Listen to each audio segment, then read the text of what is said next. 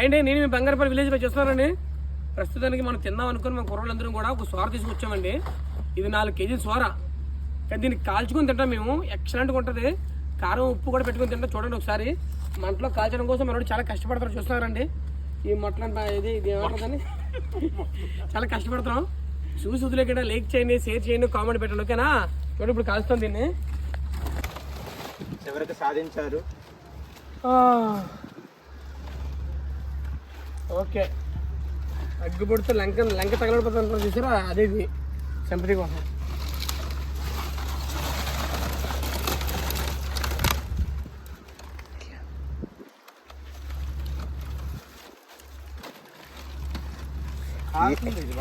ఎందుకు వెళ్ళాడు తెలియదు సీనిగాడు కానీ వెళ్ళాడు.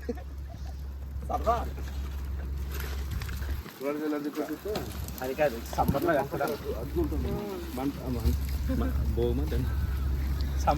ఇప్పుడే భోగిమంట వేస్తారు. ఆ భోగిమంటలో ఒక చేప కూడా ఉంది.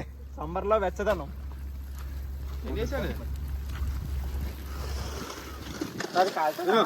కమ్మలన్నీ నాకు నువ్వే పడియాలి రానియా.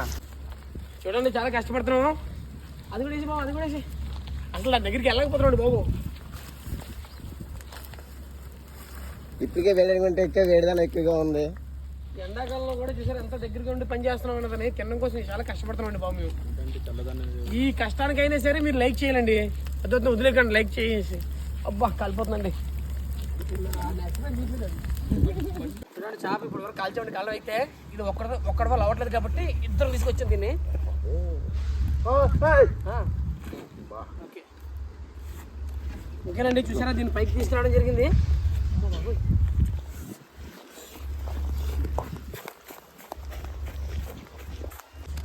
చూడండి ఫ్రెండ్స్, మొత్తం పైన డస్ట్ అంతా తీసేయడం జరుగుతుంది.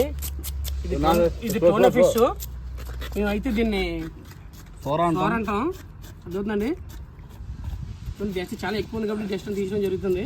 చేప దీన్ని 3 గంటల సేపు కాల్చాము. చేప చూస్తున్నారా? చాలా పెద్ద చేప ఇది. ఇప్పుడు తింటే ఉంటుందండి. అబ్బాబ్బాబ్బాబ్బా కరిగిపోద్దండి బాబు. మంచి స్మెల్ వస్తుంది తెలిసిన చేప ఇది. చూడండి చేప ఎలా చూస్తున్నారా? తొనలు వస్తుంది. మాంసం ముక్క కూడా ఎంత అలా ఉండదండి బాబు. చూసారా? తొనలు వస్తుంది. అమృతం అండి.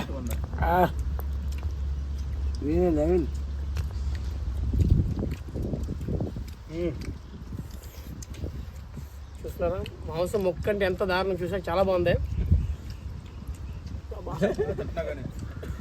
చాలా టేస్ట్ ఉందండి ఇది.